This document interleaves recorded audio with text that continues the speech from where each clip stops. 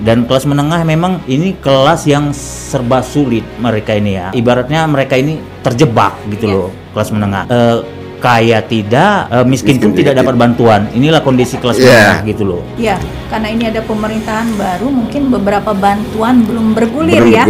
Kalau sebelumnya bahwa masyarakat bawah itu mendapatkan bantuan, baik itu bantuan tunai langsung, bantuan sembako dan lainnya. Nah, masa sekarang kan belum terlihat itu. Dan mungkin ini yang menambah juga jumlah angka pengangguran, angka kemiskinan.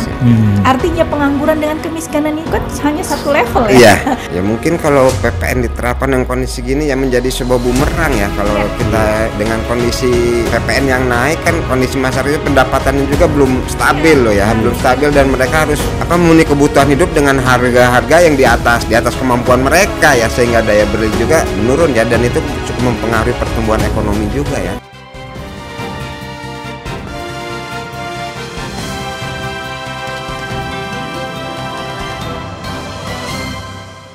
Halo, selamat siang Sobat Lampung Pos. Kali ini kita jumpa lagi dalam podcast Bedah Tajuk Lampung Pos dengan mengangkat tema terkait dengan tenaga kerja yang semakin sulit didapatkan. Bersama saya Sri Agustina, saya Muharram Chandra Lugina, dan saya Wandi Barboy Silaban.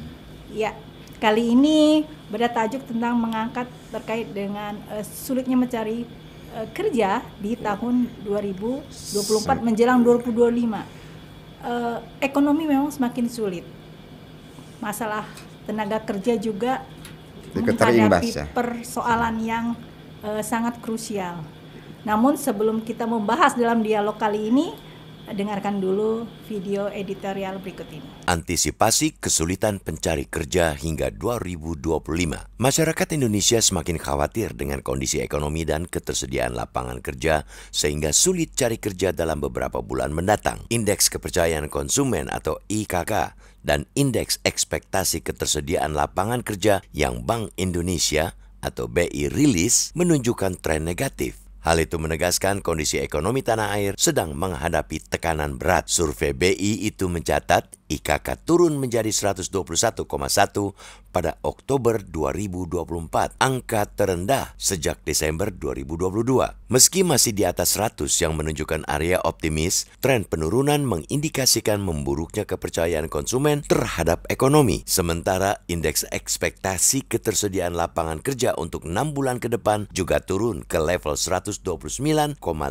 terendah sejak Desember 2022. Artinya, masyarakat tidak melihat ada perbaikan signifikan hingga pasca Lebaran 2025 yang jatuh pada akhir Maret. Penurunan itu paling tajam terjadi pada kelompok pendidikan akademi yang juga menunjukkan lemahnya kondisi tenaga kerja terutama di sektor manufaktur. Selain tanda-tanda itu, terdapat sederet gejala yang mengkhawatirkan masyarakat kesulitan mencari kerja. Perinciannya yakni data dari Kementerian Ketenagakerjaan atau Kemnaker mencatat peningkatan jumlah pemutusan hubungan kerja atau PHK yang signifikan. Dari Januari hingga Oktober 2024 terdapat 59.796 pekerja terkena PHK, naik 31,2% dari periode yang sama pada 2023 atau 45.576 pekerja. Kemudian Purchasing Managers Index atau PMI Manufaktur Indonesia sebagai indikator kondisi bisnis sektor barang mencatat kontraksi selama 4 bulan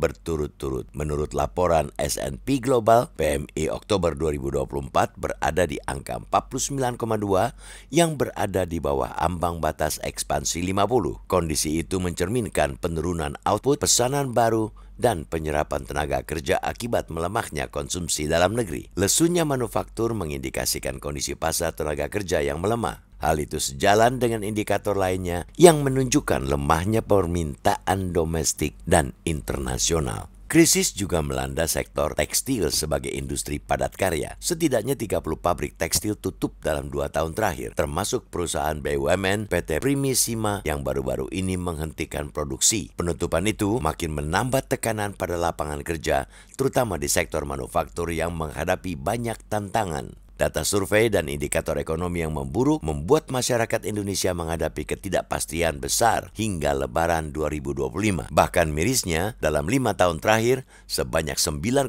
juta orang Indonesia yang tadinya masuk dalam kategori kelas menengah, yakni yang memiliki pengeluaran antara 2.040.262 sampai 9.909.844 per orang per bulan turun kelas menjadi kelas menuju menengah alias calon kelas menengah, yaitu mereka yang memiliki pengeluaran sebesar 874.398 hingga 2.040.262 per orang per bulan. Pada saat yang sama, sebanyak 12,72 juta orang Indonesia terdegradasi ke kelas rentan miskin, yaitu berpengeluaran Rp582.932 sampai Rp874.398 per orang per bulan. Bila ditotal dalam 5 tahun saja, sebanyak 22,22 juta orang Indonesia turun kasta ke kelas ekonomi lebih bawah akibat serangkaian musabab yang mengikis pendapatan dan menurunkan kemampuan konsumsi mereka. Penurunan konsumsi, lonjakan PHK, kontraksi manufaktur, serta penutupan pabrik tekstil menjadi sinyal langkah konkret dari pemerintah dan sektor swasta sangat perlu untuk memulihkan kepercayaan dan stabilitas ekonomi. Oleh karena itu,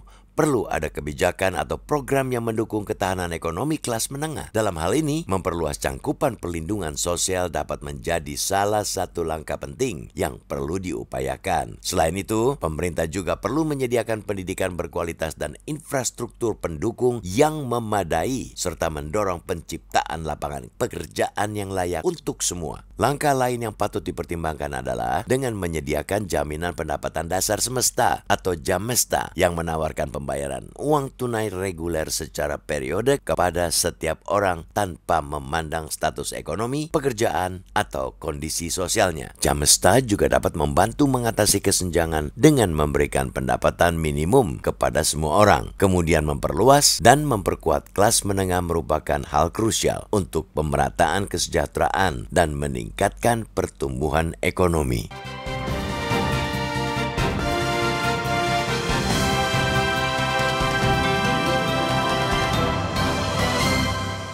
Oke pemirsa, kali ini beda tajuk kita jumpa lagi dalam dialog ya di podcast. Kaitannya dengan antisipasi kesulitan mencari kerja di tahun 2025. Artinya saat ini kondisi perekonomian kita sedang tidak baik-baik saja. Ya, mungkin bukan hanya di Indonesia ya, tetapi di global, seluruh dunia ada krisis dan segala macam. Tapi sebenarnya menurut data yang ada bahwa tingkat pengangguran saat ini semakin tinggi. Banyak beberapa investasi juga ikut keluar. Istilahnya hengkang ya, meninggalkan Indonesia. Kemudian juga makin banyak juga kalau mereka hengkang berarti perusahaannya tutup. Betul. Kalau perusahaannya tutup, maka tenaga kerjanya akhirnya di PHK ya. Di PHK dan ini akan menambah jumlah data. Nah, ini bagaimana sebenarnya kondisi seperti ini kalau menurut Lulu nih? Ya mungkin ini juga emang terkait ini ya Mbak ya, ada efek dari ini kondisi perekonomian global juga ya, secara langsung juga berimbas ke Indonesia ya. Dan emang ini harus menjadi sebuah perhatian ya, apalagi ini di pemerintahan kita yang baru ya. Jadi ini menjadi sebuah PR besar bagi Presiden Prabowo ya untuk bisa membenahi kondisi perekonomian ya. Setidaknya harus ada gebrakan lah ya, harus gebrakan yang emang signifikan ya, karena berdasarkan data dari yang ada ya bahwa kesulitan ya, bahwa tenaga kerja Indonesia itu kesulitan hingga sampai tahun 2025 ya. Ini memberikan nantinya efeknya kan sangat domino ya. Dengan kondisi seperti saat ini, sehingga pemerintahan juga harus lebih garcep lah istilahnya ya, dan inovasi atau gebrakan-gebrakan yang emang bisa menumbuhkan ya perekonomian secara nasional ya. Iya, Presiden Prabowo dan Gibran ini memprediksi bahwa pertumbuhan ekonomi kita ada 8% ya, pertumbuhannya. Mungkin ini sangat perlu kerja keras ya, melihat kondisi saat sekarang ini ya, kan. Betul. Iya. Kemudian di BI juga ya, survei BI itu mencatat bahwa indeks kepuasan kepercayaan konsumen itu juga menurun. Seperti apa sebenarnya ya yang kondisi yang saat terjadi, ini yang terjadi?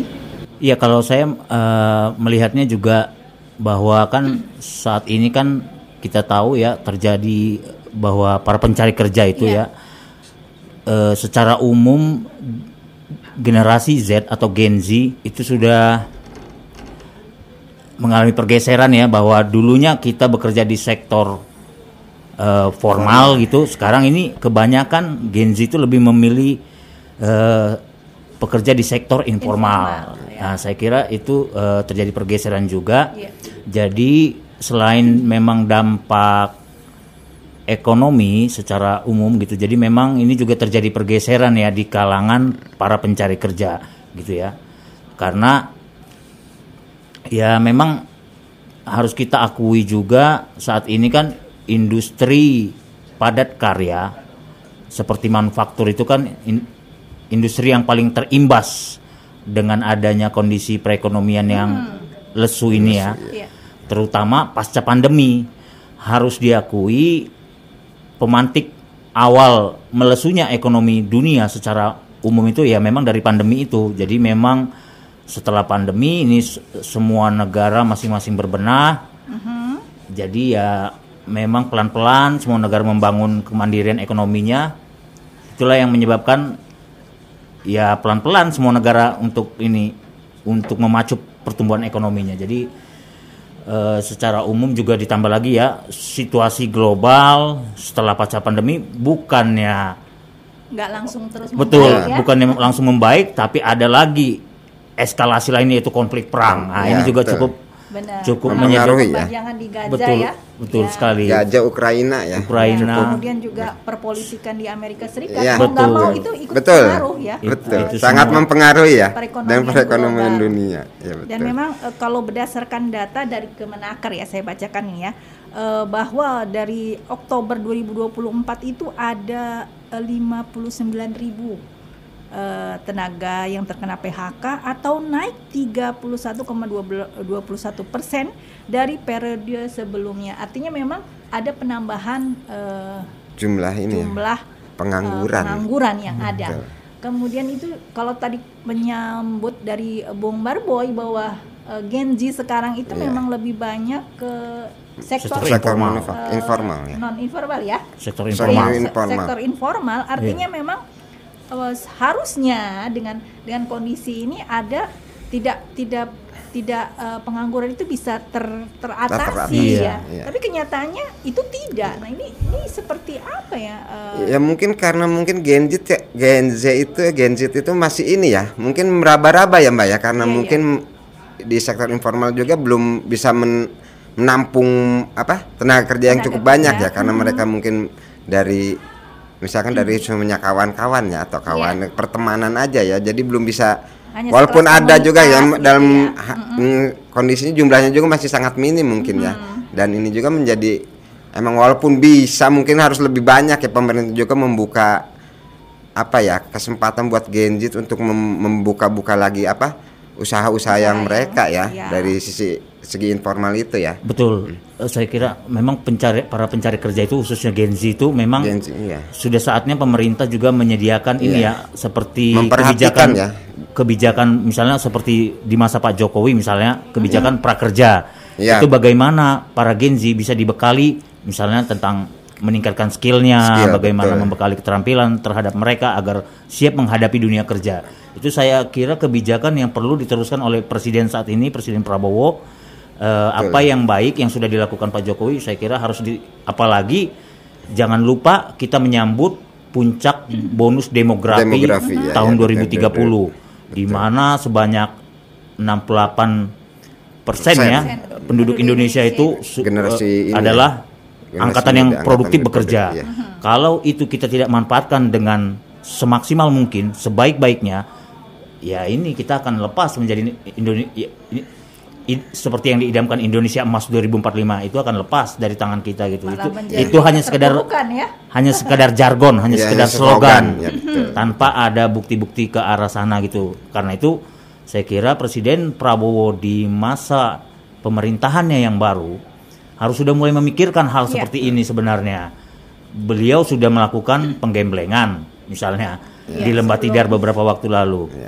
Kali ini sudah dihadapi dengan kondisi yang seperti ini, kondisi perekonomian yang tertekan. Yang tidak baik-baik saja. Iya, kondisi perekonomian yang tidak baik-baik saja. Ya mau tidak mau harus beliau juga harus memikirkan apa kelanjutan dari apa yang sudah digembleng, apa yang sudah dirintis. Presiden sebelumnya juga bisa dilakukan, misalnya soal pencari kerja ini tadi, kebijakan itu saya kira perlu diteruskan, kesulitan kebijakan kartu prakerja atau kebijakan lainnya yang berkaitan dengan dunia kerja. Ya, karena ini ada pemerintahan baru, mungkin beberapa bantuan belum bergulir Belum ya. bergulir, ya, Kalau betul. sebelumnya ya, bahwa masyarakat bawah itu mendapatkan bantuan, baik itu bantuan tunai langsung, bantuan sembako dan lainnya. Nah, masa sekarang kan belum terlihat itu. Dan mungkin ini yang menambah juga jumlah angka pengangguran, angka kemiskinan. Artinya pengangguran dengan kemiskinan itu kan hanya satu level ya. Betul. Itu sangat lekat Terkait, sekali.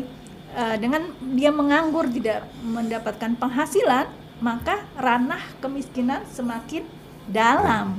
Dan ini yang dialami kelas menengah kita itu sekarang terancam atau turun kasta ya, kalau di dalam tajuk kita itu turun kasta. Kelas menengah menjadi kelas yang dia belum menyentuh ke miskin tetapi baru di antara miskin dan menengah itu kelas menuju menengah. menengah. Ini salah satu faktornya karena dipicu oleh banyaknya tadi PHK, kemudian banyaknya investasi yang keluar. Nah, ini menjadi pekerjaan rumah. Belum lagi ditambah nanti ini pemerintah akan menerapkan PPN saja pertambahan nilai 12% naik dari 11% menjadi 12% per 1 Januari 2025. Nah, ini formulasi yang seperti apa? Kalau menurut saya sih ya, memang salah satunya bahwa PPN menaikkan itu jadi 12% adalah untuk menyelamatkan APBD, menambah APBN, menambah pendapatan negara menambah pendapatan negara dengan mengurangi hutang karena kita tahu hutang kita sudah terlalu membengkak. Nah, ini tapi harus dilihat juga dengan melihat kondisi masyarakat. Kalau kondisi masyarakat kita belum baik-baik saja, di mana daya beli masih melemah, bagaimana mungkin kebijakan PPN itu justru akan mesejahterakan masyarakat? Ya mungkin kalau PPN diterapkan dengan kondisi gini ya menjadi sebuah bumerang ya. Kalau kita ini ya dengan kondisi PPN yang naik kan kondisi masyarakat pendapatannya juga belum stabil belum stabil dan mereka harus memenuhi kebutuhan hidup dengan harga-harga yang di atas kemampuan mereka sehingga daya beli juga menurun dan itu cukup mempengaruhi pertumbuhan ekonomi juga dan kembali juga tadi terkait bansos itu kan, apalagi sekarang kan menjelang pilkada kan semua bansos kan dihentikan dulu sementara itu bisa juga menjadi ini pemicu menambah salah satu faktor yang bisa menambah terjadinya masyarakat Indonesia untuk mendapatkan pekerjaan dan kita juga tahu bahwa sekarang juga kita secara nasional juga terkait PHK di ini Sritek itu juga cukup tekstil cukup menarik juga karena mungkin imbas juga itu menjadi imbas dan ada emang itu juga harus menjadi perhatian pemerintah karena di situ juga sekitar 20 ribuan karyawannya dan sekarang udah 2.500 yang dirumahkan. Itu emang pemerintah juga harus secara tidak langsung harus turun tangan untuk menyelamatkan karena di situ banyak juga ribuan tenaga kerja yang terancam belum nantinya. Itu baru tenaga kerja baru satu kan di dalam dari satu sektor tenaga kerja itu dia punya berapa keluarga betul. Kalau kita patokan saja satu keluarga itu ada istri dan dua ada anak, 3 lah atau 4 satu keluarga kali 20.000 udah 80.000 yang bisa ini menyebabkan tadi jumlah angka pengangguran meningkat, angka kemiskinan bisa bertambah bertambah rumah. Dan ini adalah pekerjaan rumah yang harus segala diselesaikan. Iya, harus cepat ya, harus Minimal cepat. di 100 hari kerja Iya, ya betul. sudah ada solusi-solusi yang Mungkin sampai akhir didapat. tahun ini ya, bulan Desember ya harus ini ya. Karena Iya. kita juga kan udah mendekati hari Lebaran lagi, Betul. yang lebih Ini lebih efeknya mungkin krusial bisa ini lagi lebih ya. krusial ya di Lebaran bulan Maret 2025. Iya, Ya, masih 3 bulan ya. Triwulan pertama udah masuk Lebaran. Iya, memang kalau melihat kelas menengah saat ini kan banyak pengamat menilai bahwa kelas menengah ekonomi di Indonesia itu akan hilang gitu ya, karena berkaca pada kondisi saat ini sekarang ya, ya, kondisi ya, saat ya. ini yang itu tadi betapa rentannya kelas menengah yang saat ini ada itu bakal jatuh ke kelas menuju Kelas menengah menuju- atau atau calon kelas- kelas menengah alias calon kelas menengah ya. Jadi dari kelas menengah menjadi kelas menuju menengah. Jadi dia turun satu kasta dia ya. Turun satu kelas gitu. Jadi itu menjadi perhatian, dan kelas menengah memang ini kelas yang serba sulit mereka ini ya. Terhimpit ya? Ya, serba terhimpit, terhimpit. betul. Serba ibaratnya mereka ini terjebak gitu Iya. loh, kelas menengah. Kaya tidak, miskin pun Miskin tidak juga dapat bantuan. Inilah kondisi kelas Iya. menengah gitu loh. Jadi Betul. ini kan sesuatu Kelas yang yang tanggung betul ya, sesuatu yang tanggung, di mana padahal mereka juga hidup itu sudah serba berjuang, mereka juga Iya. hidup Iya. udah ya bahkan harus buka tabungan berkali-kali gitu, mengutang ke sana sini. Nah, kemudian juga hidup khawatir gimana ini nanti ke depannya pekerjaan ini. Nah, itu juga harus menjadi perhatian saya kira. Jadi benar harus ada intervensi dari pemerintah ya, dari pemerintah yang baru saat ini. Barangkali bisa direvisi atau mungkin ada tadi itu tambahan kebijakan yang lain. Iya. Kalau saya menilai kalau tadi memang tidak bisa direvisi soal pajak tadi ya, yang naik PPN yang naik 12%.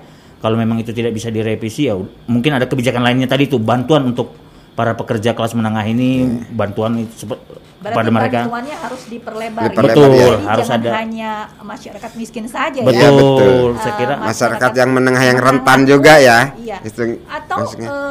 kalau bisa nih ya, kebijakan untuk bantuan itu tidak lagi melihat kepada kelas menengah Kelas atau betul. kelas bawah ya Bawah. miskin. Oke lah kalau kelas atas atau kelas yang sudah the have, udah punya, itu nggak usah dipikirkan lagi. Harusnya Betul. mereka membantu yang kelas menengah Kelas dan menengah, kelas iya. bawah. Mungkin ada regulasi baru juga yang harus dihadapi oleh pemerintahan Prabowo Gibran ya, Iya. terkait dengan bantuan langsung ini.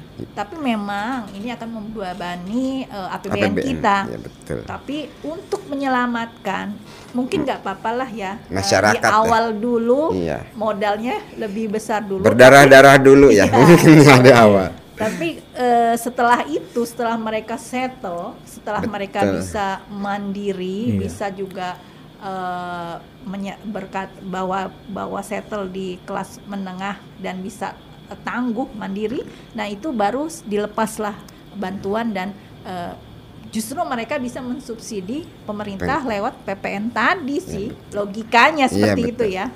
Ya mungkin juga pemerintah bisa ini ya untuk bisa meningkatkan pertumbuhan, juga membuka seluas-luasnya investasi ya Iya. bagi dari luar ya. Iya, betul. Dan karena dengan mempermudah perizinan ya, atau Ya. juga prosesnya cepat ya, dengan karena sebenarnya kan Indonesia juga cukup menarik ya bagi investor luar ya Kita sebenarnya kaya ya. sebenarnya Iya itu. betul. Apa saja kita punya ini. Terus kalau nggak salah kan kita juga upah pekerjaannya juga masih bisa terjangkau lah mungkin Iya. ya sama Dibandingkan investor-investor asing ya. Iya. Sehingga itu juga harus menjadi pertimbangan pemerintah ya untuk membuka juga seluas-luasnya ya, buka investasi dari luar negeri.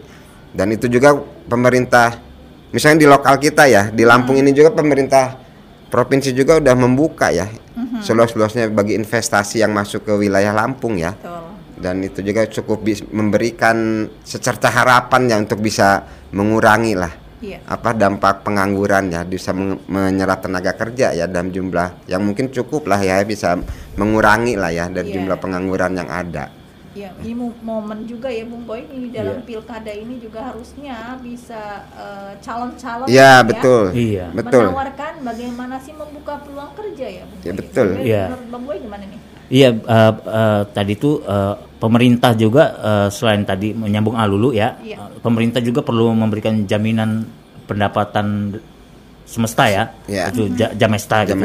Itu semacam jaminan pendapatan dasar dari pemerintah kepada para calon pekerja gitu ya, ataupun kepada pekerja. Jadi itu hal yang patut dipertimbangkan gitu ya, bagaimana pemerintah itu benar-benar intervensi ya, bisa membuat kebijakan yang kali ini tidak hanya menyasar kepada orang miskin, kepada orang yang terkategori miskin, kelas miskin, tapi juga kepada kelas menengah ya, dan juga kepada rentan miskin. Karena harus diakui jumlah yang terbesar saat ini kelas menengah kita itu justru bukan yang kelas menengahnya, tapi kelas yang rentan tadi itu, kelas menuju menengah.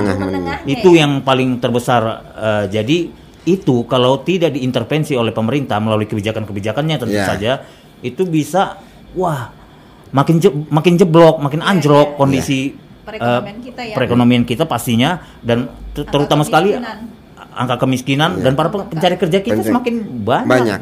Itu pengangguran ya, itu bonus demografi 2030 menjadi hal yang sia-sia, menjadi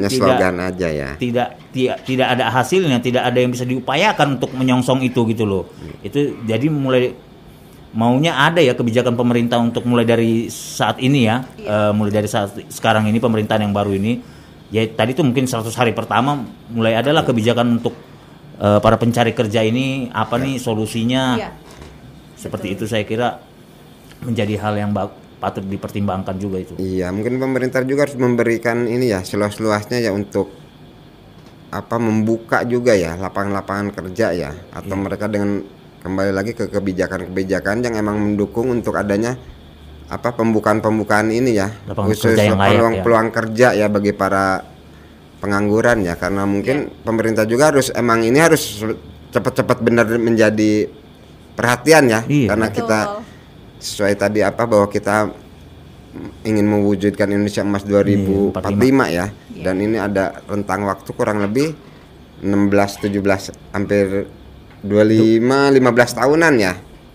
21 tahun. 21 tahun lagi ya. Emang kita harus dari sekarang ya pemerintah ya. Sehingga apa nanti yang diharapkan juga nanti mungkin bisa tercapai ya. Jadi harus benar-benar jadi perhatian ya dari sekarang ya. Oke. Ya sebenarnya masih banyak ya. Berarti tugas-tugas dari pemerintahan yang baru ini ya. Belum 100 hari tapi pekerjaan rumahnya sudah banyak ya. Masalah-masalah yang muncul udah. Dialog ini kayaknya nggak kerasa ya, sudah 30 menit kita lalui. Oke lah, mungkin kita bisa di dialog berikutnya. Baiklah pemirsa Metro TV Lampung, podcast kita kali ini sepertinya tidak ada habis-habisnya ya. Kita akan jumpa lagi di dalam podcast bertajuk selanjutnya. Jangan lupa untuk terus ikuti Lampung Post dengan subscribe dan membunyikan lonceng agar informasi tetap terupdate. Kalian juga dapat memperoleh informasi lengkap dan mendalam dengan berlangganan e-paper Lampung Post. Kalian juga dapat berpartisipasi dengan memberikan komentar tentang bedah tajuk kali ini. Sampai jumpa. Salam.